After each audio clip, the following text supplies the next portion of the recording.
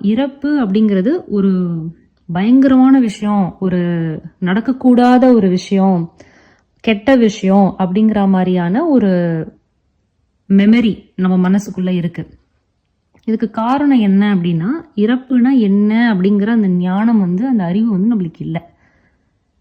இறப்பு என்பதே ஒரு மாயை தான் இல்லைங்களா? அப்போ நம்மளுக்கு வேற புராணத்துல இறக்கும் பொழுது இப்படி இருக்கும் அப்படி இருக்கும் அப்படின்லாம் விளக்கம் கொடுத்து வச்சிருக்கிறாங்க. அதனால நம்மளுக்கு இறப்புனா ஒரு பயம், அதை ஏற்றுக்கொள்ள மனம் மறுக்கிறது இல்லையா? அது ஒரு கெட்ட விஷயம் மாதிரியே, நடக்கக்கூடாத ஒரு விஷயம் மாதிரி நம்ம மனசுல வச்சிருக்கோம். ஆனா உண்மை என்ன, என்னைக்காவது ஒரு நாள் அது நடக்கதான் போகுது இல்லையா?